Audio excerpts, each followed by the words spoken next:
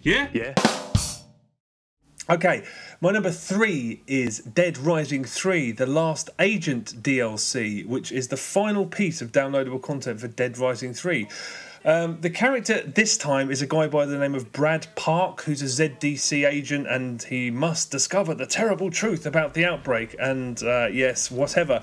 He's actually a guy from the game, in that, I mean, he actually interacts with characters from the main game and the DLC, so it's automatically more interesting than the others. I mean, if I gave a flying shit about the story, I'd be like, oh, he's actually a part of the story rather than something that just happened on the sidelines.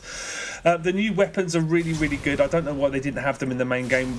My two favourites in this one are a gun called a slag shot and a rail gun. They're the best. They're just comically over the top. They're like Saints Row weapons. Right. They're power weapons, basically. And then there's this pacifier gun, which makes the zombies do this little jig like they're having a fit, and then their heads explode. So they're really cool. The game, this DLC starts with another mission in which you're driving a car from A to B to make sure that it doesn't and making sure that you don't destroy it while doing so, which is what's happened in every single one of these 4 pieces of DLC, and it's fucking boring. What's good about this is that it's over as soon as it starts, and I thought, okay, this is good, progress, we're getting somewhere. Then I realised that the sort of side quests, or sorry, the fetch quests, I don't know what you call it, the things that are normally the worst part of these downloadable content packs, they actually involve destroying something. And it's a tiny difference because the other ones just involve pressing a button, but it's a bit more enjoyable to shoot something. I'd rather shoot something than press a button, thanks very much. And also the actual side quests, they're still worth ignoring, but most of them involve saving people. So you'll come across someone standing on a car going, oh, help me, help me. And I was like, fuck me, this actually feels like a Dead Rising game. I used to do that in the old Dead Rising games, including Dead Rising 3. This is something that I haven't done in any of this downloadable content. So it's another small thing, but it's definitely superior.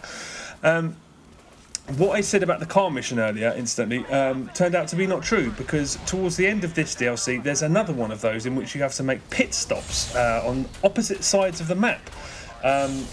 Basically being a glorified taxi driver, and the map has been modified so most of your usual routes are cut off and some of them aren't even marked on the map, and if your vehicle explodes after your second pit stop and you've done all of this, which has taken 20 minutes driving around and picking people up like a taxi driver, not only do you have to do it all again, you have to reach the vehicle again, because the mission began with you on foot on the other side of the map where the vehicle is, so you're ping-ponging around blah blah blah like a taxi driver. It's brilliant.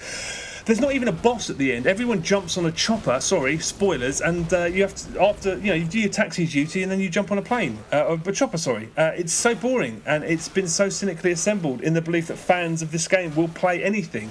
It's created such a stench around the original game, which I loved, but the downloadable content, this is not worse than the last one, but, you know, the first couple of DLC chapters were passable, but the final 2 are so shitty and so cynical that I hereby revoke my admittedly quite tepid recommendations of the first 2. So just it's absolutely as wet and rubbish as I expected it was going to be. So if it says Dead Rising 3 on it and it says DLC on it, swerve it like a wet shit on a footpath. It's rubbish. Rubbish.